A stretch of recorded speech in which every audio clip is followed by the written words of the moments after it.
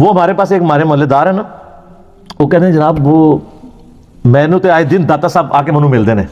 میں کہا سر جب ہونا آون نا تو تسی پڑھنا لا حول ولا قوت الا باللہ. اگر غائب ہو گئے تو شیطان ہے, اگر وہ جمے رہے تو بزرگ نے. کہتا نہیں تو استغفار گستاخی ہے. کیوں گستاخی ہے؟ بخاری مسلم کی حدیث ہے کہ جنت کے خزانوں میں سے خزانہ اللہ نے مجھے دیا لا حول ولا قوت الا باللہ. میں نے کہا میرے سامنے لا حول ولا قوت الا باللہ پڑھو, میں غائب نہیں ہوں گا. اعوذ باللہ من الشیطان الرجیم پڑھو, میں غائب نہیں ہوں گا. میں تو خوش ہوں گا. اگر کوئی اولیاء اللہ میں سے ہے تو وہ اسم اعظم سن کے تو خوش ہوگا, بلکہ بزرگوں کو حاضر کرنا ہو تو پڑھنا چاہیے لا حول ولا قوت الا باللہ. وہ خوش ہو کے حاضر ہو جائیں, اسم اعظم ہے نا یہ. تو چونکہ یہ لا حول ولا قوت الا باللہ پڑھتے نہیں ہیں, وہ شیطان اندر غائب بھی نہیں ہوتا. کدے وہ کہتے ہیں خضر ہے, کدے کچھ کہتے ہیں, کدے کچھ کہتے ہیں, بالکل جھوٹ بولتے ہیں. نحمدہ و نصلی علی رسولہ الکریم, اما بعد فاعوذ باللہ من الشیطان الرجیم, بسم اللہ الرحمن الرحیم. السلام علیکم. آج کا ہمارا موضوع انجینئر محمد علی مرزا کی اس ویڈیو پر جس میں انہوں نے مختلف علماء جو بزرگان دین کے متعلق کہانیاں بیان کرتے ہیں اور مختلف طرح کے جو جھوٹے واقعات بنائے ہوئے ہیں اور لوگوں کو گمراہ کر رہے ہیں, اس کے بارے میں انہوں نے کچھ احادیث کے ساتھ اور کچھ دنیاوی باتوں کے ساتھ ان کو ہمارے ذہنوں سے نکالنے کی کوشش کی ہے تاکہ ہم ہدایت پا سکیں اور سیدھے راستے پر چل سکیں. پہلے ہم وہ ویڈیو دیکھتے ہیں, اس کے بعد ہم اس پر مزید بات کریں گے. چینل کو سبسکرائب کریں پلیز, اور ویڈیو کو شیئر کریں, لائک کریں, اور کمنٹس باکس میں جا کر آپ اپنی رائے کا اظہار ضرور کیجئے کہ کیا آپ ان کہانیوں پر یقین کرتے ہیں اور کس طرح سے بزرگان دین کی عظمت کو نعوذ باللہ ہمارے نبی کریم حضرت محمد صلی اللہ علیہ وآلہ وسلم کے ساتھ ملایا جاتا ہے, یا پھر اللہ پاک کی وحدانیت توحید کے ساتھ ملایا جاتا ہے. تو آپ کا اس بارے میں کیا خیال ہے؟ آئیے ویڈیو دیکھتے ہیں. جی وہ کہتے ہیں جناب وہ جی نگاہ مارتے ہیں, ایسے نگاہ اٹھاتے ہیں جناب عرش پہ, نیچے تکتے ہیں جناب 7 زمینہ, تیل بھی کراس. اے تیل دن گھاٹے فٹ ہو گیا جی. وہ ہمارے پاس ایک ہمارے محلے دار ہے نا, وہ کہتے ہیں جناب وہ مینو تے آئے دن داتا صاحب آ کے منو ملتے ہیں. میں کہا سر جب ہونا آون نا تو تسی پڑھنا لا حول ولا قوت الا باللہ. اگر غائب ہو گئے تو شیطان ہے, اگر وہ جمے رہے تو بزرگ نے. کہتا نہیں تو استغفار گستاخی ہے. کیوں گستاخی ہے؟ بخاری مسلم کی حدیث ہے کہ جنت کے خزانوں میں سے خزانہ اللہ نے مجھے دیا لا حول ولا قوت الا باللہ. میں نے کہا میرے سامنے لا حول ولا قوت الا باللہ پڑھو, میں غائب نہیں ہوں گا. اعوذ باللہ من الشیطان الرجیم پڑھو, میں غائب نہیں ہوں گا. میں تو خوش ہوں گا. اگر کوئی اولیاء اللہ میں سے ہے تو وہ اسم اعظم سن کے تو خوش ہوگا, بلکہ بزرگوں کو حاضر کرنا ہو تو پڑھنا چاہیے لا حول ولا قوت الا باللہ. وہ خوش ہو کے حاضر ہو جائیں, اسم اعظم ہے نا یہ. تو چونکہ یہ لا حول ولا قوت الا باللہ پڑھتے نہیں ہیں, وہ شیطان اندر غائب بھی نہیں ہوتا. کدے وہ کہتے ہیں خضر ہے, کدے کچھ کہتے ہیں, کدے کچھ کہتے ہیں, بالکل جھوٹ بولتے ہیں. اور پھر وہ لیم ایکسکیوز کیا دیتے ہیں, کہتے ہیں دیکھیں جی یہ موبائل انگریزوں نے بنایا ہے, اتنی دور سے سن لیتا ہے, تو اللہ کا ولی نہیں سن سکتا. دیکھیں ادھر جاؤ سر اسی تو ہم دیں گے, بزرگوں کو تو چھوڑ دیں. ایک عام انسان جانوروں سے تو افضل ہے نا. تو ان بزرگوں کے جتنے مریدین ہیں, یعنی آپ لوگ جو ہم سے آگے جھگڑتے ہیں, آپ جانوروں سے افضل ہیں نا. تو چڑیا تو اڑ لیتی ہے, آپ میں سے کون ہے جو اڑ سکے؟ بزرگ بھی نہیں اڑ سکتے اللہ کے فضل نال, تسی بھی نہیں اڑ سکتے. تو یہ کمپیریزن کروانا بالکل غلط ہے, کیونکہ اللہ تعالیٰ نے اس کو وہ کوالٹیز دی ہیں جو انسانوں کو نہیں دی, اور انسانوں کو ایسی کوالٹیز دی ہیں جو ان کو نہیں دی ہیں. تو جو اللہ نے جو کوالٹی دی اس فریم آف ریفرنس سے باہر نہیں کو نکل سکتا. اگر وہ کہتا ہے اڑ سکتا ہے کوئی ان میں سے, تو قرآن میں یہ والا واقعہ تو آیا تخت بلقیس والا, آپ کو ہم کیسے چیک کریں؟ آ جاؤ سارے منار پاکستان. لیکن ہمیں تو یقین ہے, جس طرح ہمیں یقین ہے 2 + 2 4 ہوتے ہیں, آپ کی شہادت کا بھی ہمیں یقین ہے. ہم پیراشوٹ گوروں کا بنایا ہوا آپ کو باندھ دیں گے, گوروں کا بنایا ہوا.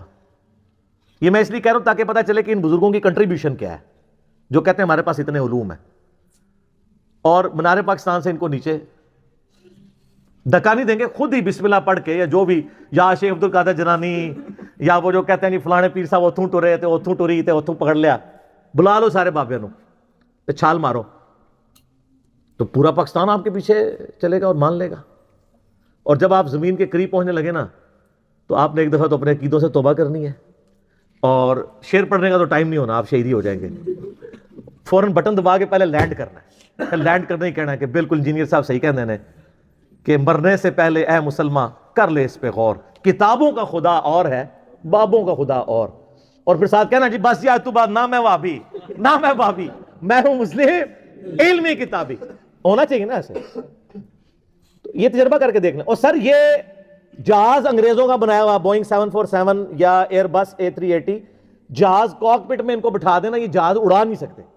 نگاہ مار کے اڑنا تو بڑی دور کی بات ہے, جو جہاز اڑ رہا ہو نا, اڑتے جہاز سے اگر پائلٹ پیچھے ہٹ جائے اور ان بزرگوں کو لا کے بٹھا دیں, جس کو عقیدہ ہے نا, تو وہ اپنی ایک فلائٹ بک کروا لے, سارے پاکستان کے بزرگوں تو جان چھڑاؤ, تو وہ جا کے کتنے لینڈ کرے گا جہاز؟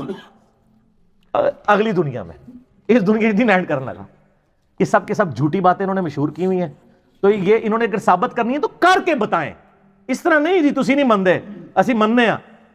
وہ بات مانتے ہیں جو ہوئی ہوئی ہے, قرآن و سنت کے اندر موجود ہے. کہتے ہیں جی ہمارے بزرگوں کی باتیں قرآن و سنت میں تو نہیں ہوں گی, تو ہم کب کہہ رہے ہیں قرآن و سنت سے نکالیں؟ ہم کہہ رہے ہیں کر کے دسو. دیکھو نا, اگر حضرت سلمان علیہ السلام کے درباری نے تو کر کے بتا دیا نا, اس نے تو نہیں کہا کہ میرے ابا جی کرتے ہوں سن, انہوں نے کر کے دسیا, تسی کر کے دسو تو ہم مان لیں گے. تو بالکل یہ فیل ہو چکے ہیں, ان کے پاس کوئی بھی چیز موجود نہیں رہی. اور میں نے کئی بار بیان کیا کہ آپ لوگ بیمار ہوتے ہیں, آپ کو درباروں پہ لے جاتے ہیں, جب بزرگ بیمار ہوتے ہیں ان کو شفا انٹرنیشنل میں اور آغا خان میں لے جاتے ہیں. کتنے بزرگ ہیں پاکستان لیول کے, میں نام نہیں لیتا, پیشاب بند ہوا ہے تو ان کو آغا خان میں لے گئے. کیوں؟ وہاں لے جائے نا, وہ اسی دربار کے اوپر جہاں آپ کہتے ہیں سمندر روکا ہوا ہے. سر کوئی انسان اپنا پیشاب نہیں روک سکتا, سمندر کا تو سائز ہی نہیں آپ لوگوں کو پتا کتنا ہے. اور پھر معذرت کے ساتھ جن لوگوں کے بارے میں آپ کا عقیدہ تھا سمندر روکا ہوا ہے, ایک کے بارے میں آپ کا عقیدہ تھا وہ انڈیا کے بم پکڑتے تھے پل پہ آ کے, ہندو آج تک مذاق اڑاتے ہیں آپ کا. اچھا, ان ساروں کے مزارات کے اوپر آ کے ٹھوک کے چلے گئے ہیں دہشت گرد. ہم اس چیز کو کنڈیم کرتے ہیں. اس کے بعد آپ تحفظ اولیاء کانفرنسز بھی کرتے رہے, یہاں ہمارے جیلوں میں بھی ہوئی ہے. مجھے میسج کیے جی تحفظ اولیاء کانفرنس, میں کہا سبحان اللہ, ابھی تک تو آپ کہتے تھے اولیاء اللہ ہماری حفاظت کرتے ہیں, اب آپ بھی اولیاء کا تحفظ کرنا شروع ہو گئے. اور وہ کہتے ہیں پریس کلب کے سامنے احتجاج ہوگا. میں کہا نا, یہ سارے بڑے بڑے مزاروں کے باہر احتجاج ہونا چاہیے کہ سر کتنے بڈھے ہو گئے ہو, اون کوالٹیز ختم ہو گئی نے, یہ کہانیاں ہی سمجھے. جو بندہ قبر سے نکل کے راوی کے پل پہ آ رہا ہے تو جو ادھر ٹھوک کے جا رہا ہے اس کو کیوں نہیں پکڑ رہا؟ سوچنے والی بات ہے نا. جو سمندر روک سک رہا ہے, اسی مزار کے اوپر کتنے لوگ آ کے دہشت گرد کے حملے کے اندر, دہشت گردوں کے حملے میں مارے جاتے ہیں, کیوں نہیں روک سک رہا؟ اچھا, اب بعض لوگ پتہ کہتے ہیں, وہ کہتے ہیں جی وہ جی خانہ کعبے میں بھی کرین گر گئی تھی نا, فوراً اسے پہنچ دے جائے, کیونکہ ان کو پتا ہے اللہ انہاں دا ہے, بابے ساڈے نے, تو سارا سیون کرنا ہے. سر اللہ نے کہیں دعویٰ نہیں کیا کہ آپ بسم اللہ پڑھ کے ساکٹ میں 2 انگلیاں ڈال دیں تو آپ بچ جائیں گے. اللہ نے دنیا بقدر ایفرٹ رکھی ہے. اللہ نے تو حسین علیہ السلام کو ذبح ہوتے بھی دیکھا ہے. اللہ نے خانہ کعبے کی 2 دفعہ توہین ہوتے بھی دیکھی ہے, یزید کے ہاتھوں بھی, حجاج ابن یوسف کے ہاتھوں بھی. ابرا کا لشکر ایک ہی دفعہ ہلاک کیا تھا. بخاری مسلم میں حدیث ہے قرب قیامت میں ایک پتلی ٹانگوں والا حبشی کعبے کی اینٹ سے اینٹ بجا دے گا. تو نبی علیہ السلام خود بتا رہے ہیں دنیا بقدر ایفرٹ اللہ نے رکھی ہے. لیکن آپ کا بزرگوں کے بارے میں دعویٰ ہے کہ دنیا کا نظام چلا رہے ہیں اور یہ سب کچھ کرتے ہیں. اللہ نے کہیں نہیں کہا, اللہ نے تو آپ کی ڈیوٹی لگائی ہوئی ہے کہ آپ نے بقدر ایفرٹ کرنا ہے. اس لیے اللہ تعالیٰ والا ہمیں کوئی دھونس نہ ڈالے اس معاملے میں. اللہ نے دنیا کو اسباب کے ساتھ جوڑا ہے, ورنہ تو ہوتا ہے کہ بسم اللہ پڑھو پیاس بجھ جائے گی, پانی سے ہی بجھے گی. اسباب سے جڑا ہوا ہے اللہ تعالیٰ نے. تو یہ والی مثال دینا بالکل ان کی غلط ہے. میں ساتھ ساتھ یہ جو وسوسے ڈالتے ہیں نا لوگوں کے ذہنوں میں, میں وہ ساتھ کلیئر کرتا ہوں. ابھی اگلے دنوں میرا ایک ویڈیو کلپ چڑھا ہے, وسیلے کے نام پر دھوکہ. وسیلے کے نام کے اوپر استعانت اور مشکل کشائی ثابت کرتے ہیں, 2 الگ چیزیں. کئی ایک چیزیں اس میں نے بتائی ہیں, وہ آپ دیکھ لیں, آج محال نہیں کہ میں اس کی طرف جاؤں. تو یہ بزرگوں کے بارے میں کہتے ہیں جی روحانی آپریشن کرتے ہیں, وہ جی بائی پاس کر دیتے ہیں. میں نے کہا بائی پاس تو بہت بڑی چیز ہے, ادھر تو گرائنڈر چلتا ہے. ایک 9 مولود بچے کا کوئی خطرہ بزرگ کر کے بتا دے, خطرہ تو نظر آ جانا نا ہوا سامنے, خطرہ نہیں ہوتا. وہ جو بائی پاس کر سکتا ہے وہ خطرہ نہیں کر سکتا. نبی علیہ السلام فرماتے ہیں کہ قرب قیامت میں جب دجال آئے گا نا, اس کے ماتھے پہ کافر لکھا ہوگا, لیکن وہ کاف ڈائریکٹ نہیں لکھا ہوگا, کاف الف فا را, تو ہو سکتا ہے وہ کوئی اس سے کچھ اور ہی بنا لے, کاف سے کشف بنا لیں, الف سے اس کو اللہ کہہ دیں, ٹھیک ہے جی, فا سے کچھ اور بنا لیں, اس طرح کوئی بنا سکتے ہیں. بل وہ اب ظاہر ہے کہ اس کو اللہ نے غیر معمولی صلاحیتیں دی ہوں گی. صحیح مسلم میں پوری ڈیٹیل آتی ہے, آسمان سے بارش برسا دے گا, زمین سے سبزہ اگا دے گا, اور ایک مومن پھر اسے چیلنج کرے گا سامنے آ کے, وہ کہے گا تو دجال ہے. وہ کہے گا میں اتنا کچھ کر رہا ہوں تو مجھے رب کیوں نہیں مانتے؟ وہ کہتا ہے, وہ کہے گا اس لیے کہ مجھے میرے نبی کی حدیث پہنچی ہے کہ تو دجال ہے. کرتب سے متاثر ہونے والا تو یہ بندہ نہیں ہوگا, قرآن و حدیث والا ہوگا نا, کتابی ہوگا نا. بابی ہوتا تو سیدھا انہوں ہی سجدہ کر دینا. تو وہ کہے گا میں تجھے قتل کر دوں گا. وہ قتل کرے گا پبلکلی, اس کے 2 ٹکڑے کر کے ان ٹکڑوں کے درمیان چلے گا, اور پھر اسے ٹکڑوں کو جوڑ کے پھر زندہ کرے گا, اور کہے گا اب تو مجھے خدا مان, میں نے تجھے مار کے زندہ کیا. وہ کہے گا تیرے اس عمل نے میرے عقیدے میں ہی اضافہ کیا ہے کہ تو واقعی دجال ہے, کیونکہ نبی علیہ السلام نے فرمایا تھا ایک مومن کو قتل کر کے وہ دوبارہ زندہ کرے گا اور دوبارہ اس کو قتل کرنے پر قادر نہیں ہوگا, تو دجال ہے. ہائے ہائے, حضور علیہ السلام فرماتے ہیں وہ اس وقت کا سب سے بہترین مؤمن ہوگا, سب سے بہترین شہید ہوگا. لیکن وہ کون سا ہوگا؟ کتابوں کا ماننے والا, بابوں کا ماننے والا نہیں. ویڈیو ہم نے دیکھی ہے, اور انجینئر محمد علی مرزا صاحب کے ہم نے مختلف طرح کے بیانات بھی سنے ہیں, احادیث بھی سنی ہیں. ان کی بات یہ بالکل درست ہے کہ کوئی بھی انسان جو ہے اگر وہ کسی بات کا دعویٰ کرتا ہے تو اس کو کر کے دکھانا چاہیے. بزرگان دین کے بارے میں جو انہوں نے مشہور باتیں کر رکھی ہیں کہ وہ پل پر آ کر اس طرح سے بم کو پکڑتے تھے, روک لیتے تھے, تو واقعی بہت سے مزارات ایسے ہیں کہ جہاں جا کر لوگ جو ہیں وہاں پر منتیں مانتے ہیں اور یہ ان سے دعا کرتے ہیں اپنی بخشش کے لیے کہ وہ ہمیں جہنم کی آگ سے بچائیں گے, یا ہمیں دنیاوی مصیبتوں میں جو ہم پریشان ہیں, گرفتار ہیں, ان سے ہمیں نکالتے ہیں.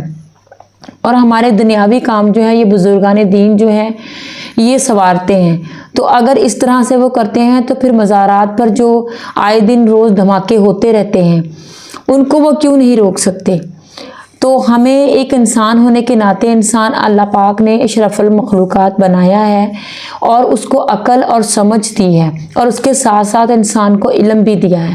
تو ہمیں کتابوں کا وہ علم جو ہماری آسمانی کتابیں ہیں, جن میں سب سے ہماری بڑی کتاب جو ہے قرآن پاک ہے, اور اس کے علاوہ احادیث مبارکہ کی جو کتابیں ہیں, ہمیں ان پر تو یقین ظاہری سی بات ہے کہ مسلمان ہونے کے ناطے کرنا چاہیے, اور ہمیں یقین بھی ہے.